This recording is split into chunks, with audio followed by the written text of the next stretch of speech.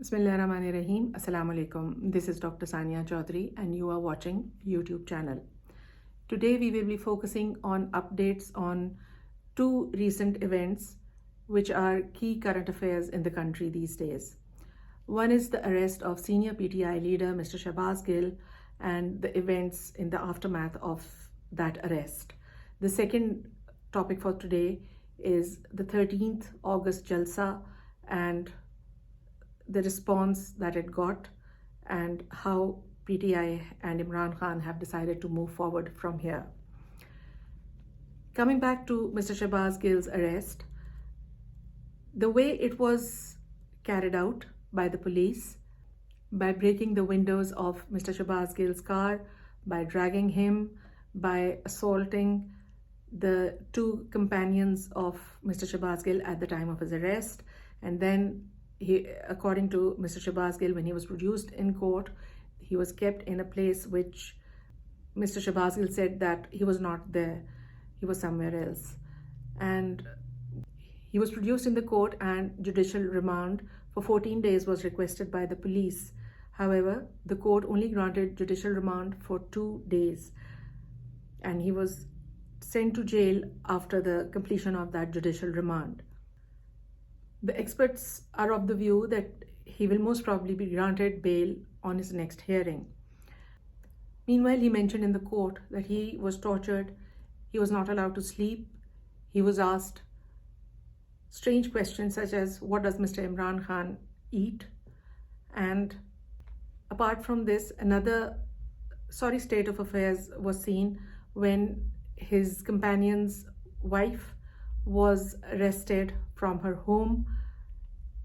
The lady had a 10-month-old daughter. The daughter was not allowed to stay with the mother initially while she was under arrest. However, later on, the daughter was allowed to stay with the mother. When the lady was produced in the court granted bail.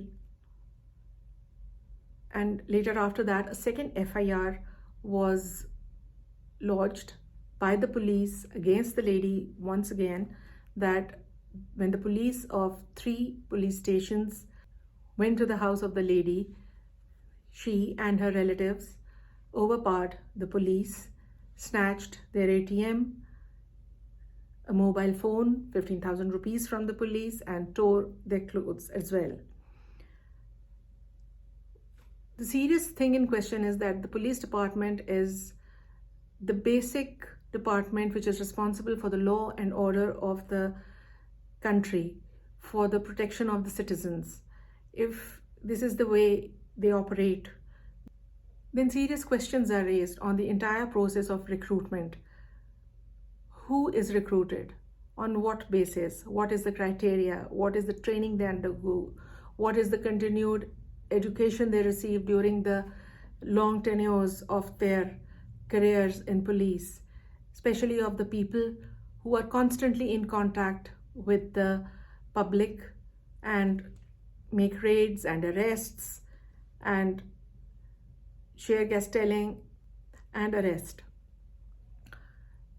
There has been much talk of police reforms and efforts to go that route, but this is high time that these things should be seriously considered by whichever government is in power, because it does not leave a good impression on the departments, on the governance in the country when it is viewed from the international level by people, by other countries, by everybody at home and abroad. The second topic for today is the Jalsa of 13th August by PTI.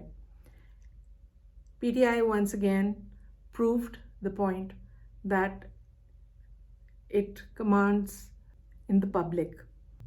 Huge numbers of the public thronged the hockey stadium, and the entire area outside the stadium as well was full of people, full of cars, a lot of people who could not make it to the stadium, and the stadium was full beyond its capacity. In his speech, Mr. Imran Khan stressed the fact that early elections is the only way out of this current political and economic mess in the country. He told the people present that PTI will now be organizing 20 jalsas in key cities of the country, and he will also be focusing on personally becoming politically active in Sindh. While the narrative of Imran Khan is selling fast to the nation, the PDM government is falling behind, much behind, on its own narrative. It is focusing on disqualifying Imran Khan for now so that room can be made for Mr. Nawaz Sharif's return to the country and to the politics of this country. That's all for now. Take care. Allah Hafiz.